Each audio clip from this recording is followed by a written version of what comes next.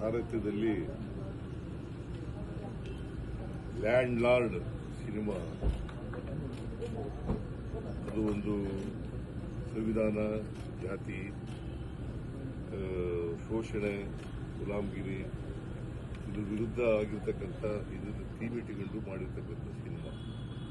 ಈ ಸಿನಿಮಾ ಇಂದಿನ ಸಮಾಜದಲ್ಲಿ ಅತ್ಯಂತ ಅವಶ್ಯ ಅಂತಕ್ಕಂಥ ಮಾತುಗಳನ್ನು ಇದನ್ನು ನಾನು ನೋಡ್ತೀನಿ ನಾನು.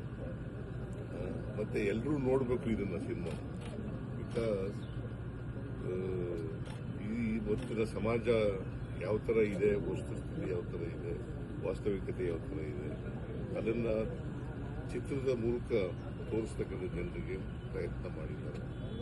ಅವರಿಗೆ ಅಭಿನಂದನೆಗಳನ್ನ ದುನಿಯಾ ವಿಜಯ್ ಅವರ ಸಂಗಡಿಗರಿಗೆ, ನಿರ್ದೇಶಕರು ನೀವು, ನಿಮ್ಮ ಹೆಸರೇನು? ಜಡೇಶ್. ಜಡತ್ವ ಇರ್ತಕ್ಕಂಥದ್ದು